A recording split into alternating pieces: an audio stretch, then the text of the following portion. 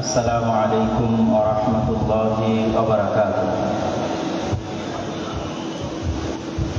আলহামদুলিল্লাহ ওয়াহদাহু ওয়াসসালাতু ওয়াসসালামু আলা মান লা নাবিয়্যা বা'দাহু। যাবতীয় প্রশংসা, হামদ ও সানা মহাপরাক্রমশালী আল্লাহ সুবহানাহু ওয়া তাআলার জন্য সকলেই বলি আলহামদুলিল্লাহ। দরুদ ও সালাম বর্ষিত হোক পৃথিবীর সর্বশেষ এবং সর্বশ্রেষ্ঠ রাসূল আহমদ মুহাম্মদ মুস্তাফা সাল্লাল্লাহু আলাইহি ওয়াসাল্লাম, যার জীবন আদর্শের আলোকে ইসলামের মৌলিক যে শিক্ষা, সেই শিক্ষা সম্পর্কে আলোচনা করার জন্য আমাকে পূর্ব নির্ধারিত বিষয় প্রদান করা হয়েছে। আমাদের নবী মুহাম্মদ সাল্লাল্লাহু আলাইহি ওয়াসাল্লাম সম্পর্কে সংক্ষিপ্ত মৌলিক দু একটি কথা জেনে নিয়ে আমরা তার জীবনী থেকে মৌলিক শিক্ষাগুলোর আলোচনার দিকে এগিয়ে যাব ইনশাআল্লাহ। আমাদের নবী মুহাম্মদ সাল্লাল্লাহু আলাইহি ওয়াসাল্লাম নির্দিষ্ট জাতি, গোত্র, ভাষা, সময়, কালের জন্য প্রেরিত হননি। তার রিসালাত ছিল সার্বজনীন, সর্বকালীন, সারা বিশ্বের সকল মানুষ, সকল গোত্র, সকল ভাষা, সকল বর্ণের জন্য। তার পূর্বের সকল নবী বা রাসূল নির্দিষ্ট সময়ের জন্য, নির্দিষ্ট গোত্রের জন্য, নির্দিষ্ট ভাষার মানুষের জন্য প্রেরিত হয়েছিলেন। কিন্তু তিনি এগুলোর ঊর্ধ্বে উঠে সার্বজনীন এবং সর্বকালীন এবং সর্বশেষ নবী এবং রাসূল হিসেবে প্রেরিত হয়েছেন সাল্লাল্লাহু আলাইহি ওয়াসাল্লাম। মহান আল্লাহ সুবহানাহু ওয়া তাআলা যত নবী রাসূল পৃথিবীতে পাঠিয়েছেন, তাদের মধ্যে যে 25 জনের নাম পবিত্র কোরআনে আল্লাহ সুবহানাহু ওয়া তাআলা উল্লেখ করেছেন, তাদের মধ্যে উলুল আযম সর্বশ্রেষ্ঠ যে 5 জনকে আল্লাহ সুবহানাহু ওয়া তাআলা দৃঢ় প্রতিজ্ঞ রাসূল হিসেবে উল্লেখ করেছেন, নূহ, ইব্রাহিম, মূসা, ঈসা, মুহাম্মদ, সর্বশ্রেষ্ঠ যে 5 জনকে আল্লাহ সুবহানাহু ওয়া তাআলা উলুল আযম হিসেবে উল্লেখ করেছেন, তাদের মধ্যেও সর্বশ্রেষ্ঠ হচ্ছেন আমাদের নবী মুহাম্মদ সাল্লাল্লাহু আলাইহি ওয়াসাল্লাম। আর তার শ্রেষ্ঠত্বের মাপকাঠি প্রকাশিত হবে, তার শ্রেষ্ঠত্বের মানদণ্ড প্রকাশিত হবে কিয়ামতের মাঠে। কিয়ামতের মাঠে কিভাবে? আমরা যখন আযানের শেষে যে দোয়া পাঠ করি, সেই দোয়ায় আমরা বলি, হে আল্লাহ, আপনি মুহাম্মদ সাল্লাল্লাহু আলাইহি ওয়াসাল্লামকে মাকাম মাহমুদ দান করুন। সে মাকাম মাহমুদ কি? মাকাম মাহমুদ হচ্ছে কিয়ামতের মাঠে আল্লাহ সুবহানাহু ওয়া তাআলা বিচারই শুরু করবেন না। বিচার যখন শুরু করবেন না, তখন কিয়ামতের মাঠের ভয়াবহতায় কাফের, মুশরিক, মুনাফিক তো বহু দূরের কথা, যারা মুমিন নেককার বান্দা, তারাও বিপদগ্রস্ত, অসহায় অবস্থার মধ্যে থাকবে। সেই বিপদগ্রস্ত এবং অসহায়ত্ব থেকে বাঁচার জন্য তারা নবীদের শরণাপন্ন হবে। প্রথমে আদম, তারপরে নূহ, তারপরে ইব্রাহিম, তারপরে মূসা, তারপরে ঈসা, এইভাবে যত বড় বড় নবী আছে তাদের কাছে যাবে এবং বলবে, আপনারা আজকে একটু আল্লাহর সাথে কথা বলেন, আল্লাহকে বলেন তিনি যেন দ্রুত বিচার শুরু করেন। মানুষের জান্নাত হোক অথবা জাহান্নাম হোক, বিচার হয়ে যাবে। বিচারের মাঠে ভয়াবহতা এত বেশি থাকবে।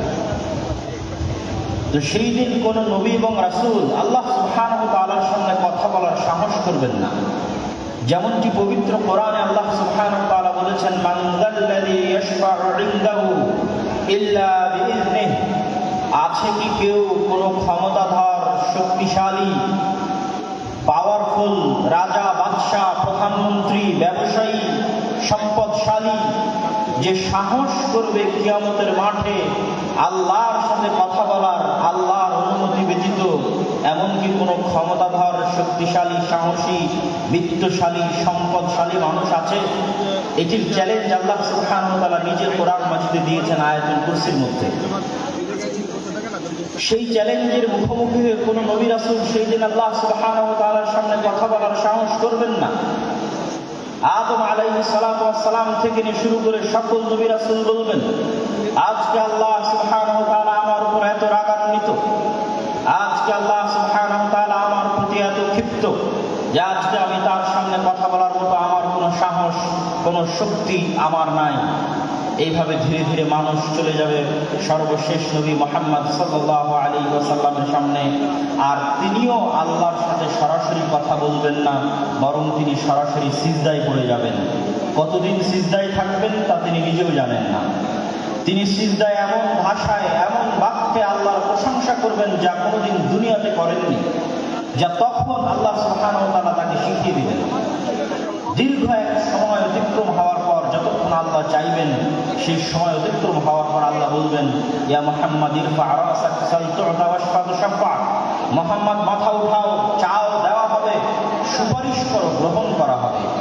এই যে কিয়ামতের মাঠে আদম থেকে নিয়ে কিয়ামত পর্যন্ত কোটি কোটি মানুষ এবং জিনের সামনে মুহাম্মদ সাল্লাল্লাহু আলাইহি ওয়াসাল্লামের যে শ্রেষ্ঠত্ব প্রকাশ পাচ্ছে, এই শ্রেষ্ঠত্বকে বলা হয়েছে মাকাম মাহমুদ। আমি মুহাম্মদ সাল্লাল্লাহু আলাইহি ওয়াসাল্লাম সম্পর্কে আমার আলোচনা দীর্ঘায়িত না করে এতটুকু বলেই এই পর্বের আলোচনা শেষ করছি। তিনি পৃথিবীর ইতিহাসে সর্বশেষ নবী এবং রাসূল এবং সর্বশ্রেষ্ঠ মানব, এবং অল্প সময়ের মধ্যে পৃথিবীকে প্রভাবিত করতে পারে এরকম সর্বশ্রেষ্ঠ বিপ্লবের জন্মদাতা। মাত্র 23 বছর তিনি পৃথিবীতে এমন এক বিপ্লব সৃষ্টি করেছেন যার প্রভাব পৃথিবীর ইতিহাসের সবচেয়ে সুদূর প্রসারী এবং সবচেয়ে প্রভাব বিস্তারকারী বিপ্লব। এবার আমরা চলে যাই রাসূলুল্লাহ সাল্লাল্লাহু আলাইহি ওয়াসাল্লামের জীবনে শিক্ষাগত বা জ্ঞানগত কি মৌলিক শিক্ষা এবং আদর্শ আমাদের জন্য রয়েছে। এই পয়েন্টে যাওয়ার আগে একটু ভূমিকা স্বরূপ আমাকে দুটি কথা বলে নিতে হবে। প্রথমত, আমরা জ্ঞান এবং শিক্ষা বলতে কি বুঝবো, মুহাম্মদ সাল্লাল্লাহু আলাইহি ওয়াসাল্লামের এনে দেওয়া জ্ঞান এবং শিক্ষা বলতে কি বুঝবো, তা জানার জন্য আমাদের একটু ভূমিকা থাকতেই হবে। আল্লাহ সুবহানাহু ওয়া তাআলা যখন মানুষকে সৃষ্টি করেন, তখন তিনি মানুষের শত্রু সৃষ্টি করেছেন। একটা গেমিং সফটওয়্যার যখন ডেভেলপ করা হয়, তখন সেখানে যেমন নায়ক থাকে তেমনি এনিমি বা শত্রু থাকে। আমরা যখন মাঠে ফুটবল খেলি তখন দুই পক্ষ থাকে, যখন ক্রিকেট খেলি তখন দুই পক্ষ থাকে। দুই পক্ষ ছাড়া কোনো প্রতিযোগিতা, কোনো খেলা, কোনো গেম সম্ভব নয়। আল্লাহ সুবহানাহু ওয়া তাআলা যখন এই পৃথিবী সৃষ্টি করেন বা এই পৃথিবীর সফটওয়্যার ডেভেলপ করেন, তখন তিনি এই পৃথিবীতে যে খেলা, যে গেম, যে প্রতিযোগিতা শুরু করেছেন, তাতে মানুষের শত্রু তৈরি করে দিয়েছেন। নাহলে মানুষ খেলবে কার বিরুদ্ধে, কার সাথে লড়াই করে টিকে থাকবে দুনিয়াতে, কার বিরুদ্ধে যুদ্ধে জয়লাভ করার জন্য তাকে পরকালে পুরস্কার দেওয়া হবে, তার বিরুদ্ধে যুদ্ধ করে পরাজিত হওয়ার জন্য তাকে জাহান্নামে নিক্ষেপ করা হবে। গেম এবং খেলা হতে হবে উভয় পক্ষের পক্ষ থেকে, এবং রেফারিকে হতে হবে ন্যায় বিচারক, এবং সকলকে লেভেল প্লেইং ফিল্ড দিতে হবে। যেমনটা নির্বাচনের সময় বলা হয় যে সকল দলকে লেভেল প্লেইং ফিল্ড দেওয়া হোক, যেন সমানভাবে সে তার শক্তিকে কাজে লাগাতে পারে। ঠিক এই পৃথিবী ডেভেলপ করার সময় আল্লাহ সুবহানাহু ওয়া তাআলা মানুষ এবং মানুষের শত্রু একই সাথে সৃষ্টি করে দিয়েছে। একই সময় মানুষের সেই চিরন্তন শত্রু হচ্ছে ইবলিস, এবং ইবলিসের সেনাবাহিনী শায়াতিনাল ইনসি ওয়াল জিন, জিনদের মধ্যে থেকে শয়তান এবং মানুষদের মধ্যে থেকে শয়তান, তাদের সর্দার হচ্ছে ইবলিস। তাদের সাথে চিরন্তন যুদ্ধ আল্লাহ সুবহানাহু ওয়া তাআলা শুরু করে দিয়েছেন মানুষের। আপনি পবিত্র কোরআনের প্রথম থেকে নিয়ে শেষ পর্যন্ত অধ্যয়ন করেন, আল্লাহ সুবহানাহু ওয়া তাআলা আপনার শত্রু হিসেবে কাকে চিহ্নিত করছেন? যে আপনার গীবত করে, অপবাদ দেয়, আপনার জমি জায়গা দখল করে নিয়েছে তাকে। যে ইসরায়েল ফিলিস্তিনে মুসলমানদেরকে হত্যা করছে তাকে। যে ব্রাহ্মণ্যবাদী কট্টরপন্থী যারা মুসলমানদের উপর অত্যাচার করছে তাকে। জি না, আল্লাহ সুবহানাহু ওয়া তাআলা পবিত্র কোরআনে বারবার মানুষের জন্য শত্রু হিসেবে চিহ্নিত করেছেন শয়তানকে। ইন্নাশ শাইতানা লাকুম আদুউম মুবিন, শয়তান তোমাদের জন্য চিরন্তন এবং চিরস্থায়ী শত্রু। এই জন্য আপনি যখন কোরআন তেলাওয়াত করতে যান তখন আল্লাহ সুবহানাহু ওয়া তাআলা আপনাকে শিখিয়ে দিয়েছে যে কোরআন তেলাওয়াতের পূর্বে তুমি বলো আউযু বিল্লাহি মিনাশ শাইতানির রাজীম, যে হে আল্লাহ আমি বিতাড়িত শয়তান থেকে পরিত্রাণ চাচ্ছি। শয়তানের অস্তিত্ব কতটা বাস্তব, শয়তান মানুষের কতটা ভয়ঙ্কর শত্রু, যে কোরআনের তেলাওয়াত পর্যন্ত শুরু হচ্ছে শয়তান থেকে পরিত্রাণ চেয়ে।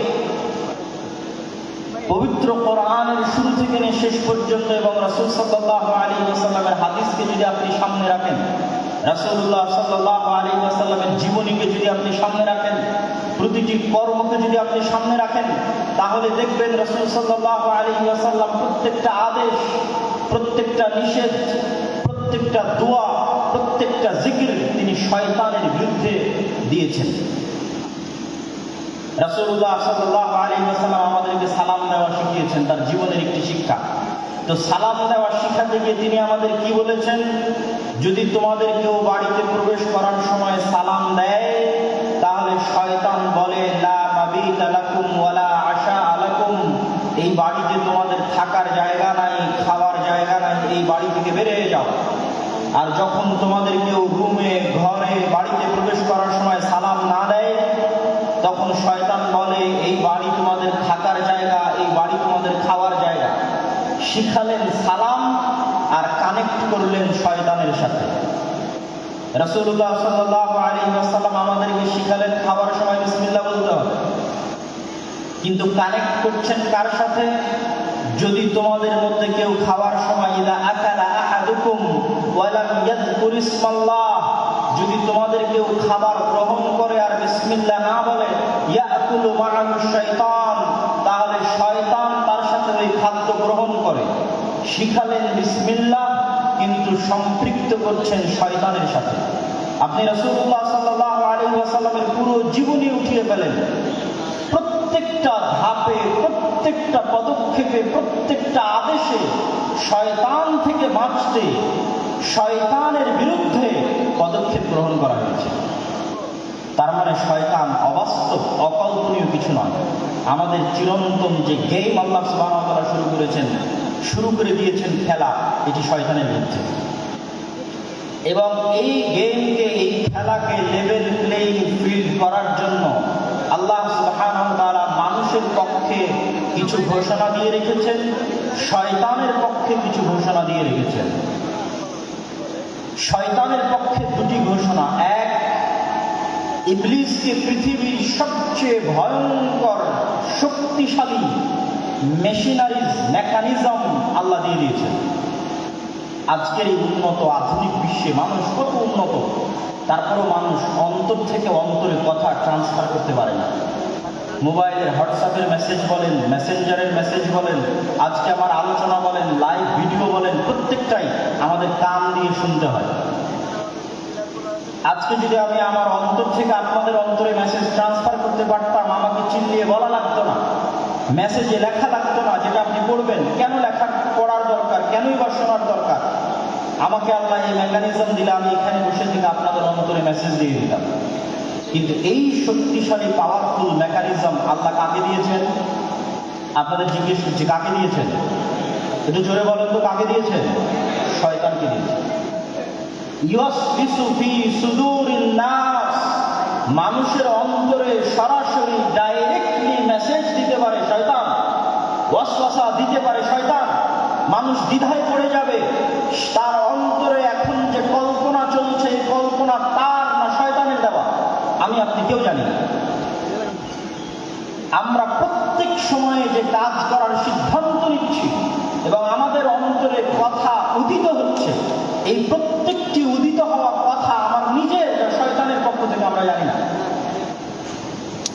রাসূলুল্লাহ সাল্লাল্লাহু আলাইহি ওয়াসাল্লাম বলেছেন, এমন কোন মানুষ নেই ইল্লা ওয়ালাহু কারিনান, যার সাথে দুইজন বন্ধু সবসময় থাকে না। কারিনুম মিনাল মালাইকা ওয়া কারিনুম মিনাশ শাইতান, একজন থাকে ফেরেশতা বন্ধু, আরেকজন থাকে শয়তান বন্ধু। প্রত্যেক মানুষের সাথে সব সময় দুইজন বন্ধু তার সাথে আছে, এক ফেরেশতা বন্ধু, দুই শয়তান বন্ধু।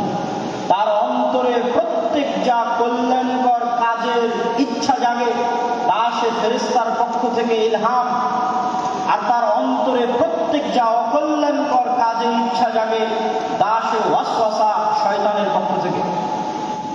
আজকে আপনারা এখানে উপস্থিত হয়েছেন, আমি উপস্থিত হয়েছি, এই যে আমাদের অন্তরে এখানে আসার ইচ্ছা জাগ্রত হয়েছে, এই কল্যাণকর কাজের জন্য আমাদের ফেরেশতা বন্ধুর পক্ষ থেকে আমাদের অন্তরে কথা দেওয়া হয়েছে, আমাদের অন্তরে ইচ্ছা জাগ্রত করা হয়েছে। যাই সকালে যখন ফজরে ঘুমিয়ে থাকছি, রাসূলুল্লাহ সাল্লাল্লাহু আলাইহি ওয়াসাল্লাম তখনও বলেছেন শয়তানের কথা।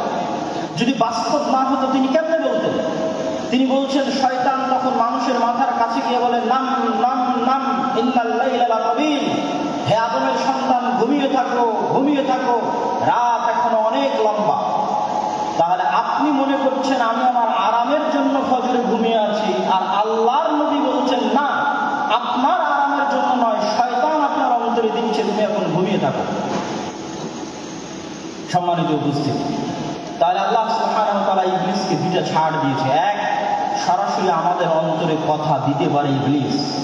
দুই, কিয়ামত পর্যন্ত তার হায়াত বাড়িয়ে দেওয়া হয়েছে। যতদিন আদম আর আদমের সন্তানেরা পৃথিবীতে বসবাস করবে, ততদিন আদম আর আদমের সন্তানদেরকে শত্রুতামূলক জাহান্নামে নিয়ে যাওয়ার দৃঢ় প্রতিজ্ঞ এবং দৃঢ় পণ নিয়ে কাজ করে যাবে ইবলিস এবং তার সাঙ্গপাঙ্গ এবং সেনাবাহিনী। তাদের ওয়াদার কথা আল্লাহ নিজে কোরআন মাজিদে বলেছেন যে ইবলিস এই মর্মে ওয়াদাবদ্ধ যে আমি একাই জাহান্নামে যাব না, আদম সন্তানদেরকে সাথে নিয়ে জাহান্নামে যাব। এই শত্রুতার ঘোষণা আল্লাহ সুবহানাহু ওয়া তাআলা কোরআনে দিয়েছেন। তাহলে ইবলিস এবং শয়তান যদি অবাস্তব হতো, তাহলে কোরআন আর আল্লাহর নবীর জীবনীতে এইভাবে তিনি শয়তানের প্রতি গুরুত্ব আরোপ করতেন না। সম্মানিত উপস্থিতি, তাহলে এবার লেভেল প্লেইং ফিল্ডে ইবলিসের ক্ষমতা অনেক বেশি। তাহলে আদম সন্তানের জন্য কি থাকলো, আমার এবং আপনার জন্য কি থাকলো? কি দিয়ে আমরা শয়তানের বিরুদ্ধে এই যুদ্ধে বিজয়ী হব? এটি রাসূল সাল্লাল্লাহু আলাইহি ওয়াসাল্লামের জীবনের সবচেয়ে বড় মৌলিক শিক্ষা।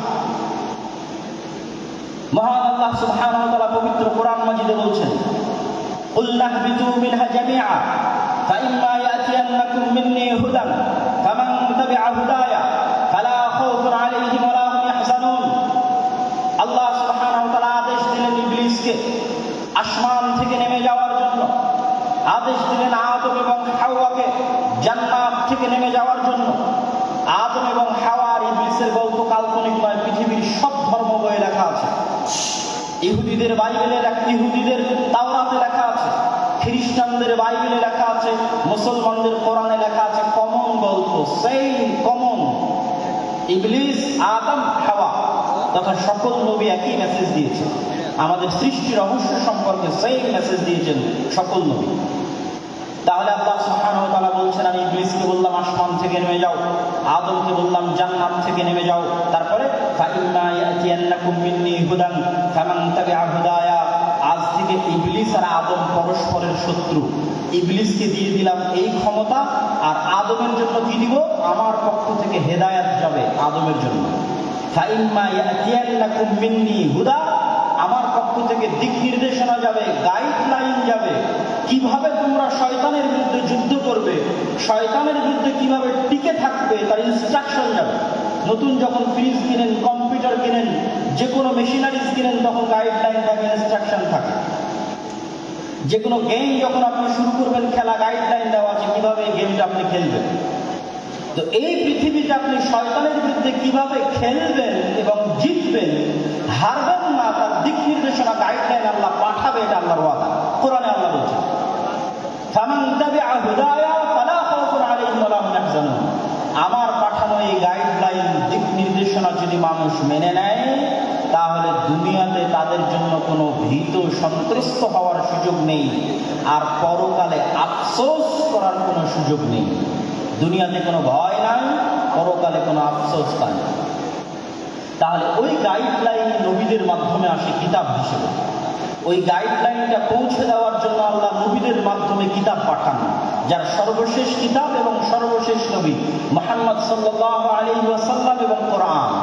এই জন্য কোরআন আর মুহাম্মদ সাল্লাল্লাহু আলাইহি ওয়াসাল্লামের প্রথম কাজ হচ্ছে মানুষকে শয়তান সম্পর্কে জানানো। শয়তান তোমাদের চিরন্তন শত্রু, জানো, এর থেকে বাঁচতে এই করতে হবে। লেভেল প্লেইং ফিল্ড করার জন্য দ্বিতীয় মানুষের জন্য মহান আল্লাহ সুবহানাহু ওয়া তাআলার ঘোষণা। যতই আল্লাহ মানুষের জন্য দিক নির্দেশনা গাইডলাইন পাঠাক, তারপরও ইবলিসের ক্ষমতা বেশি। ইবলিস সরাসরি আমার অন্তরে মেসেজ দিতে পারে, আমরা ধোঁকা খেয়ে যাই, মনে করি এটা আমার ইচ্ছা, অতএব চলো আমি এখন গান শুনবো, অতএব চলো এখন অবৈধ রিলেশনশিপে ব্যস্ত হব। যে কোনো অন্যায় কাজ, সে অন্যায় কাজে আমি মনে করি আমার শান্তি, আমার আনন্দের জন্য করছি, কিন্তু আসলে ইবলিস দিচ্ছে। এইটার জ্ঞান কয়জনের কাছে আছে? কয়টা ইউনিভার্সিটি আপনাকে এই জ্ঞান দিবে?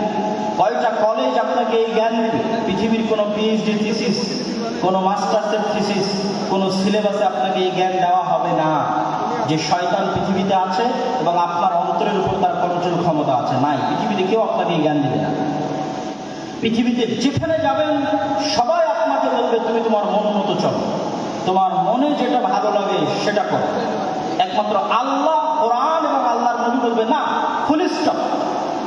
তুমি জানোই না কোনটা তোমার ইচ্ছা আর কোনটা শয়তান তোমার অন্তরে দিয়েছে।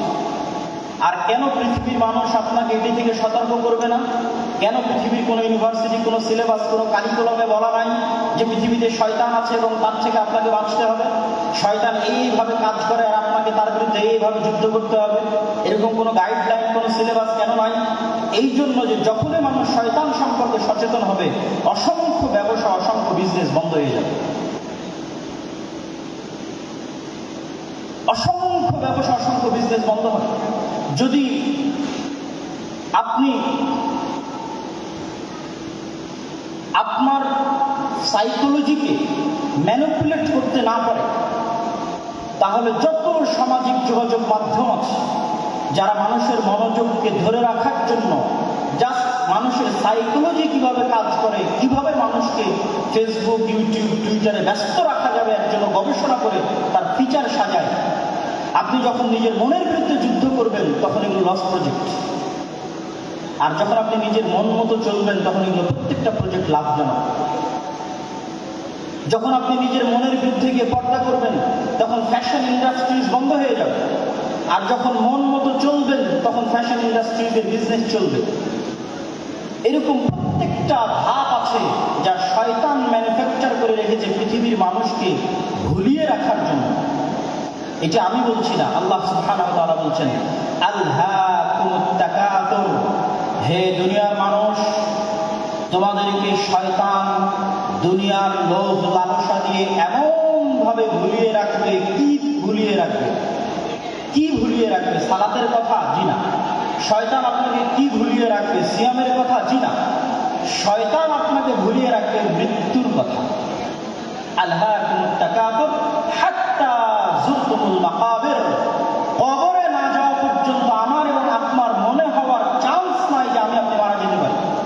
আজকের পৃথিবী এতটা ব্যস্ততম পৃথিবী, আজকের টেকনোলজি এতটা ব্যস্ততম, আজকের মোবাইল, আজকের টেকনোলজি, সামাজিক যোগাযোগ মাধ্যম মানুষকে এমনভাবে আঁকড়ে ধরে আছে, অবৈধ সম্পর্ক মানুষকে এমনভাবে আঁকড়ে ধরে আছে, ক্যারিয়ারের চিন্তা, দুনিয়ার চিন্তা এমনভাবে আঁকড়ে ধরে আছে যে আপনি মাসকে মাস, বছরকে বছর চিন্তা করতে পারবেন না যে আপনি মারা যাবেন। হাত্তা যুরতুমুল মাকাবির, আর এটাই শয়তানের টার্গেট, যেন আপনি কোনোদিন ভুলেও স্মরণ না হয় যে আপনি মারা যাবেন। কেন? যখনই স্মরণ হবে আপনি মারা যাবেন, তখনই আপনার মধ্যে অস্থিতিশীলতা কাজ করবে, আপনি শান্তি খুঁজবেন। তখনই তো আপনাদের কোরআন বলবে তোমার চিরন্তন শত্রু হচ্ছে শয়তান। সম্মানিত উপস্থিতি, তাহলে কি আলোচনা করছিলাম? যতই আল্লাহ সুবহানাহু ওয়া তাআলা আমাদের জন্য গাইডলাইন দিক, তারপরেও পাওয়ারফুল ইবলিস আমার অন্তরে মেসেজ দেওয়ার জন্য। তাহলে আমার জন্য ছাড় কোথায়, অফার কোথায়? আল্লাহ সুবহানাহু ওয়া তাআলা এবার আমাদের জন্য ছাড় এবং অফারের ঘোষণা দিচ্ছেন। এটা হচ্ছে ইসলামের আরেকটি বড় মৌলিক মূলনীতি। সেটি কি? শয়তান মানুষকে গাইডলাইন থাকার পরও ওয়াসওয়াসা দেওয়ার মাধ্যমে পথভ্রষ্ট করো, তো যত গুনাহ করাবে, যত গুনাহ করাবে, যত ভয়ঙ্কর থেকে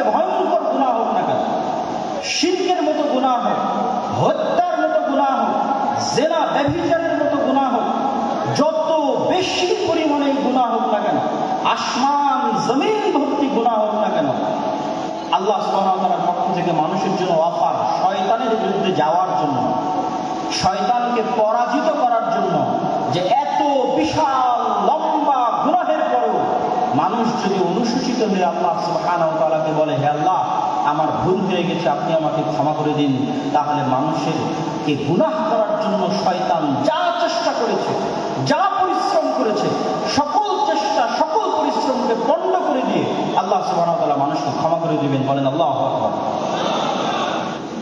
এই একটা অফার দিয়ে মানুষ জান্নাতে চলে যাবে, কিন্তু মানুষকে ক্ষমা তো চাইতে হবে। ইসলামে এমন কোনো গুনাহ নাই যে গুনাহের ক্ষমার রাস্তা আল্লাহ সুবহানাহু ওয়া তাআলা দেন। ইসলামে ক্ষমার অযোগ্য কোনো অপরাধ নাই। হ্যাঁ, তবে শ্বাস থাকা পর্যন্ত, আপনি মৃত্যুবরণ করলেন কিয়ামতের মাঠে, তখন শুধু একটা গুনাহ ক্ষমা হবে না, সেটা শিরক। যা আমি আসবো, যে ইসলামের সবচেয়ে বড় মৌলিক শিক্ষার একটি হচ্ছে তাওহীদ এবং শিরক না করা, আসবো ইনশাআল্লাহ ধীরে ধীরে। তাহলে জীবদ্দশায় যতক্ষণ নিঃশ্বাস আছে ততক্ষণ এমন কোনো অপরাধ নাই যেই অপরাধ ক্ষমার অযোগ্য আল্লাহর দরবারে। প্রত্যেকটা অপরাধ ক্ষমার যোগ্যতে মানুষকে ক্ষমা চাইতে হবে। যদি মানুষের সাথে সম্পৃক্ত অপরাধ হয় তো মানুষের কাছে ক্ষমা চাইবে, যদি মানুষের হক মেরে নেওয়া সংক্রান্ত অপরাধ হয় তো মানুষের হক আদায় করে দিবে, যদি আল্লাহর সাথে সম্পৃক্ত গুনাহ হয় তো আল্লাহর কাছে ক্ষমা চেয়ে নিবে। এই ক্ষমা চাওয়ার মাধ্যমে সেই ইবলিসকে পরাজিত করবে। কিন্তু ইবলিস আপনার অন্তরে ভয় দিবে। ইবলিসের একটা বড় বিজনেস হচ্ছে মানুষকে দারিদ্রতার ভয় দেখায়, মানুষকে নিরাশা করে। লা তাকনাতু মিন রাহমাতিল্লাহ। ইবলিস আপনাকে ভয় দেখাবে, আপনি অনেক বড় গুনাহগার, আপনি ক্ষমা চাইতে পারেন না, আল্লাহর দরজা আপনার জন্য বন্ধ হয়ে গেছে, আপনার অন্তরে হতাশা সৃষ্টি করবে। এটাই শয়তানের বিরুদ্ধে যুদ্ধ, যে ইসলামে কোনো হতাশা নাই। আপনি গুনাহগার যত বড়ই হন না কেন, আল্লাহ সুবহানাহু ওয়া তাআলার কাছে ক্ষমা চাইলে আল্লাহ ক্ষমা করে দিবেন। এবং ইসলামের দারিদ্রতারও কোনো ভয় নাই। সেই পয়েন্টগুলো তো আমি আসবো ইনশাআল্লাহ। তাহলে শয়তানের এই আলোচনা থেকে এতটুকু কি পরিষ্কার হলো যে নবী এবং রাসূলকে পাঠানো হয়েছে, কোরআনকে পাঠানো হয়েছে মানুষকে একটা গাইডলাইন দেওয়ার জন্য, শয়তানের বিরুদ্ধে যুদ্ধ করার জন্য। কিন্তু এই জ্ঞান, এই যে গাইডলাইনের যে জ্ঞান, শয়তানের অস্তিত্বের যে জ্ঞান, এই জ্ঞানগুলো একসময় পৃথিবী থেকে উঠে যাবে এবং মানুষ পশুতে পরিণত হয়ে যাবে। রাসূলুল্লাহ সাল্লাল্লাহু আলাইহি ওয়াসাল্লাম বলছেন, ইন্নাল্লাহা লা ইয়াকবিদুল ইলমা ইনতিজাআন ইয়ানতাজিউহু মিনাল ইবাদ ওয়ালাকিন ইয়াকবিদুল ইলমা বিকবদিল উলামা। আল্লাহ সুবহানাহু ওয়া তাআলা জ্ঞানকে ছিনিয়ে নেন না, আল্লাহ সুবহানাহু ওয়া তাআলা জ্ঞানকে ছিনিয়ে নেন না, বরং আল্লাহ সুবহানাহু ওয়া তাআলা জ্ঞানকে উঠিয়ে নেন আলেমদের মৃত্যুর মাধ্যমে। জ্ঞান উঠে যাবে। রাসূলুল্লাহ সাল্লাল্লাহু আলাইহি ওয়াসাল্লাম আর এক হাদিসে বলেছেন, ইউরফাউল ইলম ওয়া ইউনজালুল জাহল। জ্ঞান উঠে যাবে, মূর্খতা বর্ষণ করা হবে পৃথিবীতে, মূর্খতা বৃষ্টির মতো বর্ষিত হবে, আর জ্ঞান উঠে যাবে। আজকে যেহেতু আমাকে ইসলামের জ্ঞান কেন্দ্রিক মূলনীতি আলোচনা করতে বলা হয়েছে, তাহলে আপনাদের কাছে আমার প্রশ্ন, আমরা তো দিন দিন জ্ঞানের জগতে, ঊর্ধ্ব জগতে এগিয়ে যাচ্ছি, জ্ঞান এবং বিজ্ঞানের শীর্ষে আরোহণ করছি, সেখানে আল্লাহর নবী বলছেন জ্ঞান উঠে যাবে এবং মূর্খতা বর্ষিত হবে। তাহলে আমি এবং আপনি জানি না যে প্রকৃত জ্ঞান কোনটা, যে জ্ঞান আমাদের ইউনিভার্সিটি, আমাদের কলেজের সিলেবাসের মধ্যেই নাই, সেই জ্ঞানের আলোচনায় আজকে আমরা করছি। এই জ্ঞানটা উঠে যাবে। শয়তানের অস্তিত্বের জ্ঞান, শয়তানের সাথে যুদ্ধ করার জ্ঞান, শয়তানকে পরাজিত করার জ্ঞান, শয়তানের সাথে যুদ্ধ করে জিতে থাকার জ্ঞান পৃথিবী থেকে উঠে যাবে। তখন মানুষ ধীরে ধীরে পশুতে পরিণত হবে। আমরা এবং আপনারা স্বাভাবিক মানবিকতা বোধ হারিয়ে পশুতে পরিণত হব। সম্মানিত উপস্থিতি, এখন আসি আমরা শয়তানকে পরাজিত করব কিভাবে। রাসূলুল্লাহ সাল্লাল্লাহু আলাইহি ওয়াসাল্লাম তার জীবনী থেকে কি এমন শিক্ষা আমাদেরকে দিয়ে গেছেন যার মাধ্যমে আমরা শয়তানকে পরাজিত করতে পারি। রাসূলুল্লাহ সাল্লাল্লাহু আলাইহি ওয়াসাল্লাম ওই হাদিসটি যখন বললেন যে প্রত্যেক মানুষের সাথে দুইজন বন্ধু আছে, একজন শয়তান, একজন ফেরেশতা। তখন এক সাহাবী আল্লাহর নবীকে জিজ্ঞেস করছে, আল্লাহর নবী, আপনার সাথেও কি শয়তান বন্ধু আছে? এটি খুবই আশ্চর্যজনক একটি হাদিস। এখান থেকে আমাদের আজকের আলোচনা শুরু হবে। তখন রাসূলুল্লাহ সাল্লাল্লাহু আলাইহি ওয়াসাল্লাম বলছেন, হ্যাঁ, আমার সাথেও শয়তান আছে, তবে আমার শয়তান ইসলাম গ্রহণ করেছে, বা শাব্দিক অর্থ বললে আত্মসমর্পণ করেছে, সারেন্ডার করেছে। ইসলাম শব্দের শাব্দিক অর্থ কিন্তু আত্মসমর্পণ করা, সারেন্ডার করা।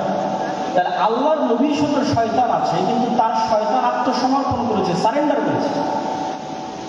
এখন প্রশ্ন, আমাদের সাথে যে শয়তান আছে সে কিভাবে আত্মসমর্পণ করবে, সে কিভাবে সারেন্ডার করবে? শাহ ওলিউল্লাহ মুহাদ্দিস দেহলভী তার হুজ্জাতুল্লাহিল বালিগার মধ্যে লিখছেন, এই হাদিসকে সামনে রেখে তিনি আলোচনা করছেন যে মানুষের অন্তরে সবসময় দুটো গ্রুপের লড়াই চলে, রূহে রাব্বানী আর নফসে শয়তান। মানুষের যে রূহের জগতে ছিল, সেই রূহ আল্লাহকে মানার ওয়াদা করেই পৃথিবীতে এসেছে। তাহলে প্রত্যেকটা মানুষ জন্মগতভাবে মুসলিম।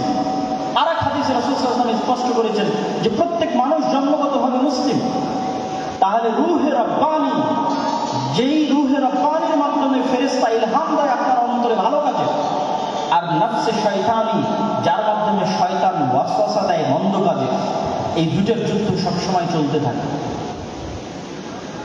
এখন মানুষ তার স্বভাব চরিত্র দিয়ে, তার কাজ দিয়ে কোনটাকে তার অন্তরে বিজয়ী করবে আর কোনটাকে তার অন্তরে পরাজিত করবে, সেটির সিদ্ধান্ত মানুষের। একটা হচ্ছে রূহে রাব্বানী, যার মাধ্যমে ফেরেশতা কাজ করে, নফসে শয়তানি, যার মাধ্যমে শয়তান কাজ করে। আপনি যদি নফসে শয়তানিকে পরাজিত করতে চান, তাহলে ফেরেশতাকে জিততে দিতে হবে। ফেরেশতাকে জিততে দেন, অটোমেটিক শয়তান আপনার অন্তরে সংকুচিত হয়ে যাবে, পরাজিত হয়ে যাবে। ফেরেশতাকে জিততে দিবেন কিভাবে? আপনাকে আরেকটা ইসলামের মৌলিক শিক্ষা বলে যাই। সবসময় দেখবেন রাসূল সাল্লাল্লাহু আলাইহি ওয়াসাল্লাম, আল্লাহ সুবহানাহু ওয়া তাআলা ফেরেশতা আর শয়তানকে পরস্পরের মুখোমুখি করে দাঁড় করিয়েছে। লা তাদখুলুল মালাইকাতু ফী বাইতিন, ওই বাড়িতে রহমতের ফেরেশতা প্রবেশ করে না যেই বাড়িতে ছবি মূর্তি আছে, যেই বাড়িতে কুকুর আছে। তাহলে কি দাঁড়ালো? ফেরেশতারা কি সবসময়, ফেরেশতারা হচ্ছে লা ইয়ামাসসুহু ইল্লাল মুতাহহারুন, ফেরেশতারা সবসময় পবিত্র থাকে। তাহলে কি দাঁড়ালো? ফেরেশতা ছবি মূর্তি পছন্দ করে না, ফেরেশতা কুকুর পছন্দ করে না, ফেরেশতা সবসময় পবিত্র থাকে। আর এক হাদিসে রাসূল সাল্লাল্লাহু আলাইহি ওয়াসাল্লাম বলছেন, মা মিন মাওদি'i শিবরিন, আসমানের এমন কোন এক বিঘত জায়গাও খালি নাই, ইল্লা, যেই জায়গায় এমন কোন ফেরেশতা নাই যে হয় সিজদারত আছে, না হয় রুকুরত আছে, না হয় আল্লাহ সুবহানাহু ওয়া তাআলার তাসবিহ এবং তাহলিল পাঠরত আছে। সুবহানাল্লাহি ওয়া বিহামদিহি সুবহানাল্লাহিল আযীম, আল্লাহ সুবহানাহু ওয়া তাআলার বড়ত্ব এবং মহত্ব বর্ণনা করা অবস্থায় আছে। তাহলে সারমর্ম দাঁড়াচ্ছে, আপনি যদি ফেরেশতাকে জিততে দিতে চান, তাহলে ফেরেশতার স্বভাব আপনার মধ্যে বেশি বেশি নিয়ে আসতে হবে। আপনি আজকে থেকে প্র্যাকটিক্যাল বাস্তবায়ন করেন, থিওরি তো বললাম, প্র্যাকটিক্যাল বাস্তবায়ন করেন। আপনি এখন থেকে উঠে গিয়ে কোনো সময় অপবিত্র হবেন না, কেননা ফেরেশতা অপবিত্র নয়, পবিত্র। যখনই আপনার অজু ভাঙবে তখনই অজু করবেন, যখনই ফরজ গোসল হবে তখনই গোসল করবেন, তথা আপনি সবসময় পবিত্র থাকতেছেন। মানে আপনার অন্তরে আপনি রূহে রাব্বানী, ফেরেশতা শক্তিকে বিজয়ী হওয়ার সুযোগ করে দিচ্ছেন। আর আপনার অন্তরে অটোমেটিক শয়তান তখন সংকুচিত হয়ে যাবে, পলাতক এবং পরাজিত হয়ে যাবে। ওই যে আল্লাহর নবী বলল, আমার শয়তান আত্মসমর্পণ করেছে, আপনার শয়তান আত্মসমর্পণ করবে। আপনি ছবি মূর্তি থেকে দূরে সরে যান, আপনি তাসবিহ এবং তাহলিল পাঠ করেন, জিকির এবং আযকার করেন, এগুলো ফেরেশতার স্বভাব। তখন আপনার অন্তরে রূহে রাব্বানী বিজয়ী হবে। আর যদি আপনি মনে করেন আপনি আপনার অন্তরে ফেরেশতাকেই পরাজিত করবেন আর শয়তানকে বিজয়ী করবেন, তাহলে বেশি খেতে হবে, বেশি ঘুমাতে হবে, বেশি অপবিত্র থাকতে হবে। এই জন্য যারা শয়তানের গোলাম হয়, যারা শয়তানের দাস হয়, প্রকৃত অর্থে যারা শয়তানের ইবাদত করে, তাদের ইনস্ট্রাকশনের মধ্যে দেওয়া থাকে তাকে অপবিত্র থাকতে হবে। টানা 40 দিন গোসল ওযু কিছুই করা যাবে না, যেখানে পেশাব পায়খানা করবে ওখানেই খাদ্য গ্রহণ করতে হবে। যাতে মানুষকে তার মানুষত্বের জায়গা থেকে নিচে নামানো যায়। মানুষকে আল্লাহ সর্বশ্রেষ্ঠ সৃষ্টি হিসেবে সৃষ্টি করেছে। মানুষকে তার মনুষ্যত্বের জায়গা থেকে নিচে নামানোর জন্যই LGBTQ। ফেরাউন মানুষত্বের জায়গা থেকে নিচে নামে কেন? ফেরাউন পুরুষ ছিল, অহংকারের কারণে কাফের হয়ে গেছে, কিন্তু আর মনুষ্যত্বের জায়গা থেকে নিচে নামে। নমরুদ কাফের ছিল, মুশরিক ছিল। আবু জাহাল, আবু লাহাব কাফের মুশরিক ছিল, কিন্তু মানুষ ছিল। মানুষত্বের জায়গা থেকে, পৌরুষত্বের জায়গা থেকে নিচে নামে। কিন্তু শয়তান আমাকে এবং আপনাকে চায়, বর্তমান পৃথিবী চায়, বর্তমান পৃথিবীর গ্লোবাল সিস্টেম চায় যে মানুষ তো শয়তানের শিক্ষা, শয়তান সম্পর্কে জানুক, এটা তো বহু দূরের কথা। মানুষ যেন শয়তানের গোলাম হতে হতে তার স্বাভাবিক যে চাল চরিত্র আছে সেটি থেকেও যেন নিচে নেমে যায়। এই জন্য আপনাকে যেমন অপবিত্র থাকার প্রতি শয়তান উৎসাহিত করবে, ঠিক তেমনই আপনি পুরুষ আছেন অথচ আপনাকে কল্পনা করতে বলা হবে যেন আপনি নারীর মতো কল্পনা করেন। এটি আপনাকে স্বাভাবিক মানুষ থেকে নিচে নামিয়ে দিবে, ফেরাউনের চেয়ে জঘন্য করে দিবে, আবু লাহাব আবু জাহালের চেয়ে জঘন্য করে দিবে। তখন আপনি শয়তানের পরিপূর্ণরূপে গোলাম হয়ে যাবেন। সম্মানিত উপস্থিতি, তাহলে আমরা আলোচনা করছিলাম যে রাসূলুল্লাহ সাল্লাল্লাহু আলাইহি ওয়াসাল্লাম আমাদেরকে শয়তান থেকে বাঁচার জন্য কি করতে হবে? আমার অন্তরে, আমিও পারবো আমার অন্তরে নফসে শয়তানিকে আত্মসমর্পণ করাতে, আমার রূহে রব্বানি ফেরেশতা স্বভাবের সামনে। আর আমি যদি চাই আমি শয়তানকে বিজয় করতে পারবো আমার অন্তরে, তখন আমি পরিপূর্ণরূপে শয়তানের গোলাম হয়ে যাব। ইসলামের শিক্ষার সারমর্ম এটি যে আপনাকে শয়তানের বিরুদ্ধে যুদ্ধ করতে হবে। এবং শয়তানের বিরুদ্ধে যুদ্ধ করতে গিয়ে ইসলামের মৌলিক শিক্ষাগুলোর যদি আমি সারমর্ম করি, তার একটি বড় শিক্ষা হচ্ছে তাওহীদ, আরেকটি বড় শিক্ষা হচ্ছে সালাত।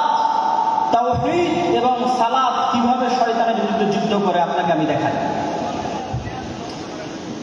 তাওহীদ হচ্ছে ইসলামের মৌলিক বিশ্বাস, যা প্রচার করতে পৃথিবীতে সব নবী রাসূল এসেছে, যা প্রচার করতে কোরআন এসেছে, যা প্রচার করতে মুহাম্মদ সাল্লাল্লাহু আলাইহি ওয়াসাল্লাম এসেছেন। সেটি কি? আমার এবং আপনার অন্তরে এককভাবে, অদ্বিতীয়ভাবে শুধুমাত্র একটি সত্তারই জায়গা হবে, তিনি হচ্ছেন আল্লাহ সুবহানাহু ওয়া তাআলা। তিনি রব হিসেবে একক, ইলাহ হিসেবে একক এবং অদ্বিতীয়, নাম এবং গুণাবলীতে একক এবং অদ্বিতীয়। রব হিসেবে একক এবং অদ্বিতীয় পৃথিবীর সবাই মানে, ইহুদি, খ্রিস্টান, বৌদ্ধ, হিন্দু সবাই আল্লাহকে রব হিসেবে একক এবং অদ্বিতীয় মানে যে আল্লাহ সৃষ্টিকর্তা, আল্লাহ সুবহানাহু ওয়া তাআলা বৃষ্টি বর্ষণকারী, আল্লাহ সুবহানাহু ওয়া তাআলা পাহাড় নদী নালার প্রবাহিতকারী, স্থাপনকারী, আমার আপনার সৃষ্টিকারী সবাই মানে। কিন্তু আল্লাহ সুবহানাহু ওয়া তাআলাকে ইলাহ হিসেবে একক এবং অদ্বিতীয় কেউ মানে না, মুসলমানও মানে না।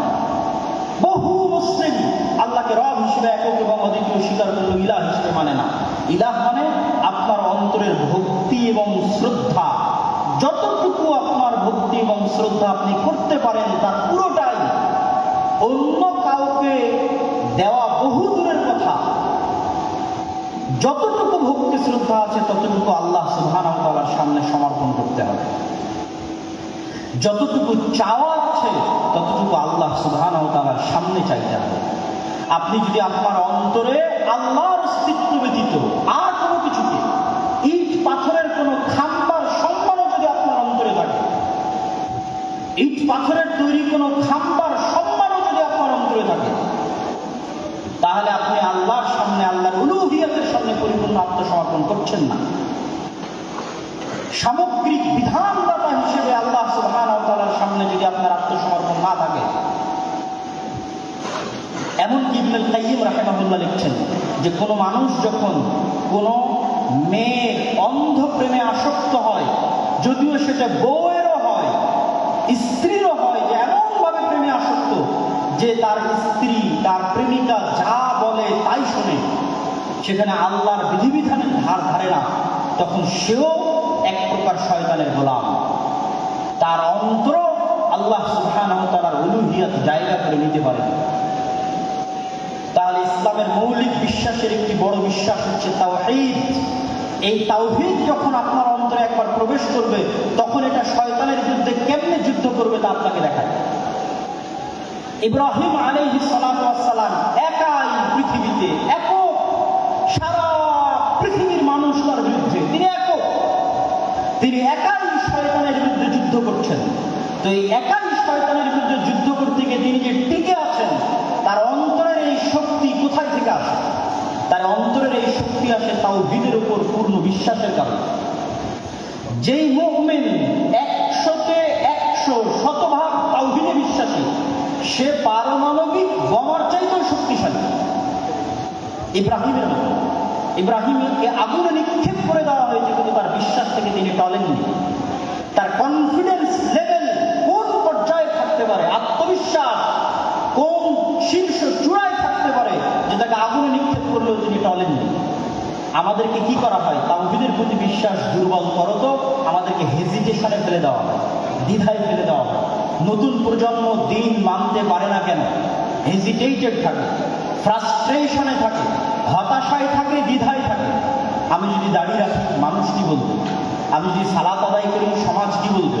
আমি যদি শুধু এই চাকরি ছেড়ে দিই তাহলে খাবো কি? এই যে প্রত্যেক পয়েন্টে হেজিটেশন, এগুলো আসে কেন? তাওহীদের প্রতি বিশ্বাস দুর্বল থাকার কারণে। তাওহীদের জ্ঞান যার মধ্যে আছে, যে আল্লাহর একত্ববাদ এবং অদ্বিতীয়ত্ব সম্পর্কে পরিপূর্ণ জ্ঞান অর্জন করেছে, তার অন্তর শয়তানের বিরুদ্ধে সবচেয়ে বেশি শক্তিশালীভাবে যুদ্ধ করতে পারবে। তার অন্তর সবচেয়ে কনফিডেন্ট থাকবে তার দ্বীনের উপর, তার বিশ্বাসের উপর। আজকের পৃথিবীতে ইহুদিরা ভ্রান্তির উপরও আমাদের চেয়ে বেশি কনফিডেন্ট, ভ্রান্তির উপরেও আমাদের চেয়ে বেশি কনফিডেন্ট। আর আমরা মুসলিমরা আমাদের কনফিডেন্স নাই, কনফিডেন্স হারিয়ে ফেলেছি। দীর্ঘ 190 বছরের কলোনিয়াল সিস্টেমে তাদের গোলামির কারণে আমাদের রক্তের মধ্যে এমনভাবে গোলামি প্রবেশ করেছে যে আমরা কখনো স্বাধীনভাবে চিন্তা করতে পারি না, নিজের দ্বীনের উপর পূর্ণ আস্থা এবং পূর্ণ বিশ্বাস কনফিডেন্টলি স্থাপন করতে পারি না, কেননা আমাদের মধ্যে তাওহীদের জ্ঞান নাই। 2 নাম্বার, সালাত কিভাবে আপনাকে শয়তানের বিরুদ্ধে যুদ্ধ করায়? আপনি তো ইসলামের সারমর্ম দেখলেন যে এই অন্তরকে কন্ট্রোল করতে পারতে হবে। তো অন্তরকে কন্ট্রোল করার জন্য শুধু বিরত থাকার মাধ্যমে কখনো প্র্যাকটিস হয় না। আপনি সেনাবাহিনীতে জয়েন করলে কঠোর পরিশ্রমের মাধ্যমে আপনাকে সেনাবাহিনীর র্যাঙ্কিং বাড়াতে হয়। তো এই 5 ওয়াক্ত সালাত শয়তানের বিরুদ্ধে যুদ্ধ। প্রতি 5 ওয়াক্ত সালাত জামাতের সাথে মসজিদে উপস্থিত হওয়ার মাধ্যমে আপনি দিনে 5 বার শয়তানকে পরাজিত করেন। এই জন্য রাসূলুল্লাহ সাল্লাল্লাহু আলাইহি ওয়াসাল্লাম বলেছেন, যে ব্যক্তি টানা 40 দিন মসজিদে এসে তাকবীরে তাহরিমার সাথে সালাত আদায় করল, সে মুনাফিকি থেকে মুক্তি পেয়ে গেল, জাহান্নামের আগুন থেকে মুক্তি পেয়ে গেল। কেন?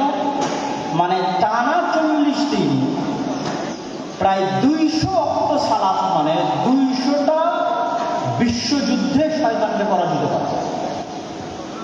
তো যে এক টানা পরস্পর 200টা যুদ্ধে শয়তানকে পরাজিত করতে পারবে, তার অন্তরের উপর তার কন্ট্রোল ক্ষমতা কায়েম হয়ে গেছে, প্রতিষ্ঠিত হয়ে গেছে।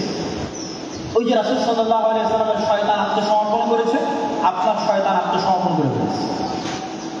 কেননা 200টা যুদ্ধে আপনি তাকে পর পর পরাজিত করেছেন। তাহলে সালাত হচ্ছে শয়তানের বিরুদ্ধে সবচেয়ে বড় যুদ্ধ। এই জন্য সালাতকে এত শক্তিশালী ভাবে ইসলামে একটি মাত্র কাজ দেওয়া আছে, আর কোনো কাজ দেওয়া নাই। কেন বলছে আর কোনো কাজ দেওয়া নাই? হজ যার টাকা আছে তার জন্য, যাকাত যার টাকা আছে তার জন্য, রমজান কোথায়? বছরে একবার। আর কি এমন ফরজ আছে যা আপনাকে করতে বলা হয়েছে? আপনি খুঁজে বের করেন কোরআন এবং হাদিস থেকে আপনাকে কোনো একটা কাজ ফরজ হিসেবে করতে বলা হয়েছে, করতেই হবে। এমন বিরত থাকার তো অনেক কিছুই আছে, এটা করা যাবে না, এটা করা যাবে না। হ্যাঁ, ড্যাফোডিল ইউনিভার্সিটিতে ভর্তি হলেও তো অনেক কিছু আছে এটা করা যাবে না, কিন্তু ক্লাসে যদি না যান তাহলে কি কাজ?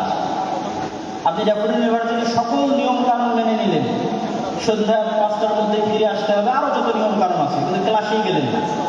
আপনি তো ভর্তি হয়েছেন ক্লাসে যাওয়ার জন্য। ইসলামের বাকি সব কিছুই যদি আপনি মেনে নেন, কিন্তু আপনি তো এখানে এসেছেনই সালাত কায়েম করার জন্য, সালাত প্রতিষ্ঠা করার জন্য। কেন? এটাই শয়তানের বিরুদ্ধে যুদ্ধ। সম্মানিত উপস্থিতি, ইসলামের সারমর্ম বলতে গিয়ে আমরা যে পয়েন্টগুলো তুলে ধরছি তার মধ্যে ইসলামের মৌলিক শিক্ষা বলতে গিয়ে তার মধ্যে 1 নম্বর আমরা শয়তানের বিষয়টি তুলে ধরেছি। 2 নম্বর শয়তানের বিরুদ্ধে যুদ্ধ করতে গিয়ে তাওহীদের কি ভূমিকা সেটি তুলে ধরলাম। 3 নম্বর শয়তানের বিরুদ্ধে যুদ্ধ করতে গিয়ে সালাতের কি ভূমিকা সেটি তুলে ধরলাম। এবার আমরা আসি ইসলামের সামগ্রিক যে রূপটা আছে।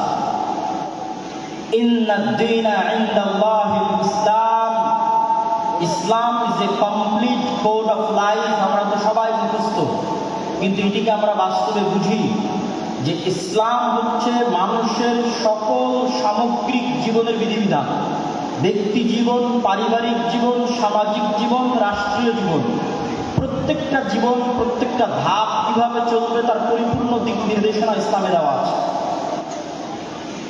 এই পরিপূর্ণ দিক নির্দেশনা সম্পর্কে আল্লাহ সুবহানাহু ওয়া তাআলা কোরআন মাজিদে বলেছেন, ওমাই ইয়াবতাগি গায়রাল ইসলামি দীনা, যে ব্যক্তি ইসলামের এই কমপ্লিট কোড অফ লাইফ থাকার পরে অন্য আর কোনো জীবন বিধান অনুসন্ধান করবে তার পক্ষ থেকে সেটি গ্রহণ করা হবে না। আজকে নতুন করে বাংলাদেশে লালনবাদ, মানে ইসলাম যদি কমপ্লিট কোড অফ লাইফ আপনি মনে না করেন তো আপনার কোনো না কোনো কিছু পূরণ করার জন্য কোনো না কোনো থিওরি লাগবে।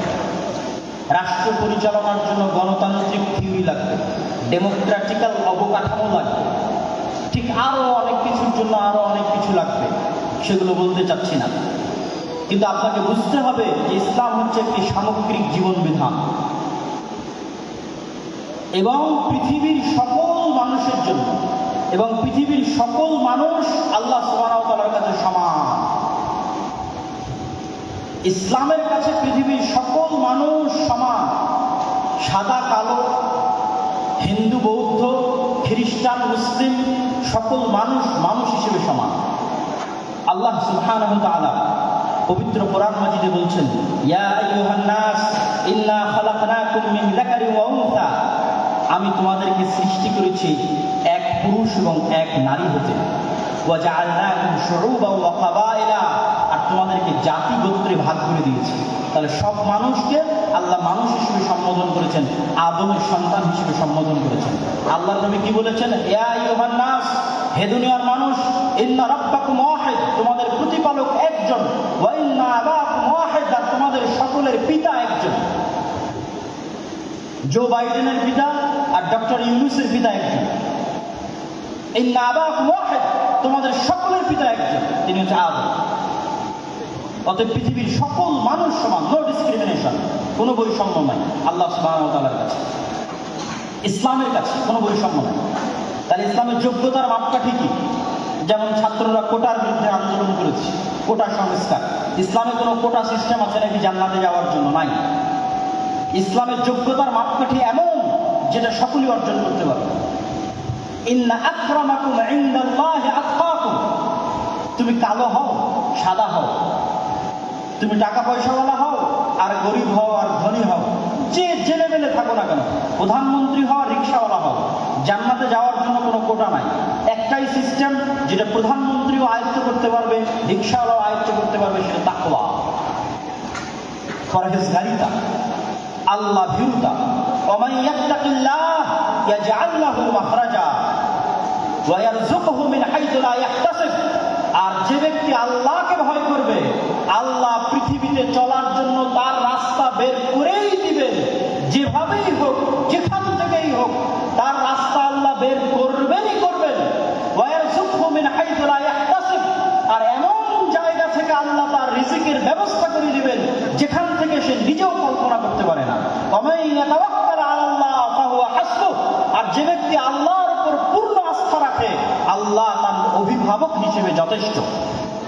নি'মাল মাওলা ওয়া নি'মান নাসির, আর তিনি সর্বশ্রেষ্ঠ অভিভাবক। সম্মানিত উপস্থিতি, তাহলে এই আয়াত থেকে ইসলামের সারমর্ম কিন্তু আমাদের সামনে ফুটে উঠল। এবার আমি বলি ইসলামের সফলতার মানদণ্ড কি? সফল তো হবেন তাকওয়া দিয়ে, সফলতার মানদণ্ড কি? তাকওয়া দিয়ে কি অর্জন করতে চান? আমাদের কাছে সাকসেসফুল ক্যারিয়ারের জন্য অসংখ্য মোটিভেশনাল স্পিকার আছে, স্পিচ আছে, কিন্তু ইসলামের দৃষ্টিতে সাকসেসফুল ক্যারিয়ার কোনটা? আল্লাহ সুবহানাহু ওয়া তাআলা কোরআন মাজিদে বলছেন, ফামান যুহজিহা আনিন নার উদখিলাল জান্নাহ ফাকাদ ফাজ, সফল সেই, সাকসেসফুল ক্যারিয়ার তারই যে কিয়ামতের মাঠে দেখবে তাকে জাহান্নাম থেকে বাঁচিয়ে দেওয়া হচ্ছে এবং তাকে জান্নাতে প্রবেশ করার সুযোগ দেওয়া হচ্ছে, সে হচ্ছে সাকসেসফুল ক্যারিয়ারের অধিকারী। সফলতার মানদণ্ড হচ্ছে আমি জান্নাতে যেতে পারলাম কিনা, না আমি জাহান্নামে চলে গেলাম। সম্মানিত উপস্থিতি, আমি ইসলামের সামগ্রিক এবং সার্বিক একটি চেহারা আপনাদের সামনে তুলে ধরি। ব্যক্তি জীবনের আলোচনা হলো, পারিবারিক জীবনে ইসলাম দুটি জিনিস চায়। এক, বংশ সুরক্ষা করতে, মানুষ যেন তার পিতৃ পরিচয় হারিয়ে না ফেলে, এই জন্য জেনা সহ সকল অবৈধ সম্পর্ক নিষিদ্ধ করে দেওয়া হয়েছে। তালাকের যে লম্বা বিধিবিধান এগুলো দেওয়া হয়েছে মানুষের বংশনামা সুরক্ষা করার জন্য। সামাজিক জীবনে ইসলাম কি চায়? সামাজিক জীবনে ইসলাম চায় ন্যায় বিচার, সততা। রাষ্ট্রীয় জীবনে ইসলাম কি চায়? রাষ্ট্রীয় জীবনে সততা এবং ন্যায় বিচারের পাশাপাশি মানুষের 5টি অধিকার নিশ্চিত করতে চায়। আর সততা এবং ন্যায় বিচার ইসলামের সকল মূলনীতির সারমর্ম, যেটা দিয়ে আজকের বক্তব্য শেষ করে দিব। এতক্ষণ পর্যন্ত যা আলোচনা করলাম, যা আপনাদেরকে ইসলামের দর্শন, ইসলামের থিওরি বোঝানোর চেষ্টা করলাম রাসূল সাল্লাল্লাহু আলাইহি ওয়াসাল্লামের জীবনী থেকে, তার সারমর্ম লুব্বে লুবাব এক বাক্যে যদি শেষ করি, সেটি হচ্ছে সত্যবাদিতা, ন্যায়পরায়ণতা। আজকের এটা বলে আমার বক্তব্য শেষ করে দিব। দুঃখজনক হলেও সত্য, আমরা মুসলমানেরা মনে করে নিয়েছি, ছাত্র ভাইদের দৃষ্টি আকর্ষণ করছি, আমার আলোচনার সকল পয়েন্ট যদি ভুলে যান, এই শেষের পয়েন্টটা আর শুরুতে যে শয়তানের আলোচনা করেছিলাম এই দুটো পয়েন্ট বলবেন না। আজকের শেষের এই পয়েন্টটা মনে রাখার চেষ্টা করবেন। আমাদের মধ্যে অনেকেই মনে করে আমি বাংলাদেশে ইসলাম কায়েম করে ফেলবো। কিভাবে ইসলাম কায়েম করবেন? সবাই যদি নামাজি হয়ে যায় ইসলাম কায়েম হয়ে গেল, সবাই যদি পর্দা করে ইসলাম কায়েম হয়ে গেল। জি না, ইসলামের সবচেয়ে বেসিক এলিমেন্ট, সবচেয়ে মূল ভিত্তি হচ্ছে সত্যবাদিতা, ন্যায়পরায়ণতা। বাইতুল মুকাররমের মধ্যে নামাজি মানুষ মারামারি করতেছে, বাইতুল মুকাররমের মধ্যে যার দাড়ি আছে, টুপি আছে, পাঞ্জাবি আছে, সে মারামারি করতেছে। তার মানে কি? তার মানে সে ইসলামের বেসিক এলিমেন্ট সম্পর্কে জানে না। সে মনে করেছে ইসলাম মানে সালাত, সে মনে করেছে ইসলাম মানে হজ, সে মনে করেছে ইসলাম মানে পর্দা। কিন্তু ইসলাম মানে আগে ন্যায়পরায়ণতা, আগে সত্যবাদিতা। মুহাম্মদ সাল্লাল্লাহু আলাইহি ওয়াসাল্লাম সালাত শিখেছে 40 বছর পরে, সূরা ফাতিহা শিখেছে 40 বছর পরে। আর উনি জন্মগত সত্যবাদী এবং ন্যায়পরায়ণ, তথা 40 বছর যাবৎ যেই গুণ তিনি জন্মগত বহন করেছেন নবী হওয়ার আগেও, সেটি হচ্ছে তিনি সত্য বলতেন, কোনোদিন মিথ্যা বলেননি। 2, তিনি সৎ এবং ন্যায়পরায়ণ, কোনোদিন মানুষের প্রতি অন্যায় করেননি। পৃথিবীতে আল্লাহ যত নবী রাসূল পাঠিয়েছেন, প্রত্যেক নবী রাসূলকে নবী হওয়ার আগে এই দুটি মৌলিক গুণাবলীর অধিকারী হতে হয়েছে। এক, সত্য কথা বলতে হবে, ন্যায়পরায়ণ হতে হবে। কেন? এই গুণটা আল্লাহ সত্যবাদী, আল্লাহ ন্যায়পরায়ণ। আল্লাহ বলে দিয়েছেন, তিনি কিয়ামতের মাঠে বলেনি কোটার ভিত্তিতে বিচার হবে না, আর কোনো কিছুর ভিত্তিতে বিচার হবে না, উনি ন্যায়পরায়ণ। তিনি বলেছেন, ইন্নী হারামতু যুলমা আলাইয়া, আমি আল্লাহ আমার উপর অত্যাচার করাকে হারাম করে নিয়েছি। এই যে পৃথিবী সৃষ্টি করে দিলাম, গেম ওপেন করে দিলাম, সফটওয়্যার ডেভেলপ করে দিলাম, এখন এখানে প্লাস আর মাইনাস পয়েন্ট বাড়তে থাকবে, কমতে থাকবে। মনে করেন শেয়ার বাজার যে মেরে নিয়ে গেছে ওর হয়েছে প্লাস প্লাস প্লাস, আর যার মেরে নিয়েছে ওর হয়েছে মাইনাস মাইনাস মাইনাস। এখন কিয়ামতের মাঠে আল্লাহ যদি এই প্লাস মাইনাসকে ক্যান্সেল করে জিরো না বানাতে পারেন, তাহলে আল্লাহ নন, নাউজুবিল্লাহ। এটা তার দাবি যে তিনি ন্যায়পরায়ণ। মানে পৃথিবীতে যা অন্যায় সংঘটিত হয়েছে, মানুষের সাথে তো বহু দূরের কথা, পশুর সাথেও যা অন্যায় সংঘটিত হয়েছে তা তিনি মিটমাট করে দিয়ে পৃথিবীর রেজাল্ট করবেন জিরো। পৃথিবী যখন শুরু হয়েছিল তখন জিরো, আর পৃথিবীতে মানুষ যা অন্যায়, অনাচার, মারামারি, কাটাকাটি, ঢাকা বিশ্ববিদ্যালয়ে একজনকে অন্যায়ভাবে হত্যা করা হলো, ওই বিষয়ে রাসূল সাল্লাল্লাহু আলাইহি ওয়াসাল্লামের একটা হাদিস শুনেন। রাসূল সাল্লাল্লাহু আলাইহি ওয়াসাল্লাম বলছেন, লাউজতামা আল ইনসু ওয়াল জিন, সারা পৃথিবীর সব মানুষ আর সারা পৃথিবীর সব জিন মিলে যদি একজন নিরপরাধ মানুষকে হত্যা করে, তাহলে আল্লাহ সুবহানাহু ওয়া তাআলা সারা পৃথিবীর সব মানুষ আর সব জিনকে জাহান্নামে নিক্ষেপ করতে 2 বারও ভাববেন না, চুল পরিমাণও চিন্তা করবেন না। এটাই তার ন্যায়পরায়ণতার মাপকাঠি, তিনি ন্যায়পরায়ণ। তাহলে ইসলামের মূল শিক্ষা কি? ইসলামের মূল সারমর্ম কি? সত্যবাদী হওয়া, ন্যায়পরায়ণ হওয়া। গত 15 বছর যে ফ্যাসিজম প্রতিষ্ঠিত ছিল, এই ফ্যাসিজমে হাজারো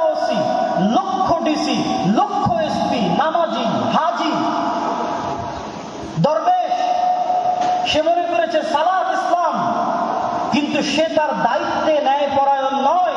সে যে একজন ওসি হিসেবে সে ন্যায়পরায়ণ দায়িত্ব পালন করেনি। ডিসি, সচিব হিসেবে, এসপি হিসেবে, এসিল্যান্ড, সাব রেজিস্ট্রার তার পদের সাথে আমানতের খেয়ানত করেছে। অর্থাৎ সে ইসলাম বুঝে না। সে যতই সালাত আদায় করুক, যতই সিয়াম পালন করুক, সে বুঝে না ইসলাম কি। রাসূল সাল্লাল্লাহু আলাইহি ওয়াসাল্লাম বলেছেন, সাবআতু ইউদিল্লুহুমুল্লাহ ইয়াওমা লা যিল্লা ইল্লা যিল্লুহ। 7 শ্রেণীর মানুষকে আল্লাহ কঠিন কিয়ামতের মাঠে বিশেষ ছায়া দিবেন। তার 1 নাম্বার, আলেম নয়, হুজুর নয়, তাহাজ্জুদ গুজার নয়, পর্দাশীলা নয়, ইমামুল আদিল, যে তার দায়িত্বে ন্যায়পরায়ণ প্রিন্সিপাল, ওসি, ডিসি, প্রধানমন্ত্রী, প্রধান উপদেষ্টা, ন্যায়পরায়ণ সমন্বয়ক জান্নাতে যাবে। আরেকজন তাহাজ্জুদ গুজারের পূর্বে, আরেকজন সালাত আদায়কারীর পূর্বে। ন্যায়পরায়ণতা হচ্ছে ইসলামের সবচেয়ে বড় মাপকাঠি। অতএব ছাত্র ভাইদের উদ্দেশ্যে আমার উদাত্ত আহ্বান থাকবে, আমার উদাত্ত ডাক থাকবে যে ইসলামের সকল শিক্ষা যদি আমরা ভুলে যাই, এই দুটো মৌলিক শিক্ষার উপর যদি আমরা একটা প্রজন্ম তৈরি করতে পারি। ফ্যাসিজম টিকে ছিল কিভাবে? তাদেরকে অন্যায়, তাদের মেরুদণ্ড সোজা নয়, তারা অন্যায় করেছে। আপনি সারা বাংলাদেশে মেরুদণ্ড সোজাওয়ালা সৎ ন্যায়পরায়ণ ওসিডিসি এসপি দেন, ক্ষমতায় যেই আসুক না কেন দেশ সুন্দর চলবে। তো এসিডিসি এসপি কারা হবে? আপনারাই হবে। আপনারা শিখেন ইসলামের মূল শিক্ষা সৎ এবং ন্যায়পরায়ণ হওয়া, এবং টাকার কাছে, কোনো চাপের কাছে মাথা নত না করা। এটাই শয়তানের বিরুদ্ধে যুদ্ধ। সম্মানিত উপস্থিতি, বক্তব্যের বিষয় ছিল অনেক কঠিন। আমি হয়তো পুরো বিষয়টার উপর আপনাদেরকে ইসলামের পুরো সারমর্ম বা সামারি হয়তো আপনাদের সামনে পরিপূর্ণরূপে তুলে ধরতে পারলাম না। তারপরে যতটুকু চেষ্টা করেছি, তুলে ধরার চেষ্টা করেছি। আল্লাহ সুবহানাহু ওয়া তাআলা আমাদের সকলকে আল্লাহ সুবহানাহু ওয়া তাআলার এই একমাত্র মনোনীত দ্বীনের উপর টিকে থাকার এবং এই দ্বীনের উপর মৃত্যুবরণ করার এবং যেটা প্রকৃত সফলতার মানদণ্ড, সেই জান্নাতে প্রবেশ করার তৌফিক দান করুক। আল্লাহুম্মা আমিন। ওয়া আখিরু দাওয়ানা আলহামদুলিল্লাহি রাব্বিল আলামিন। আসসালামু আলাইকুম ওয়া রাহমাতুল্লাহি ওয়া বারাকাতুহু।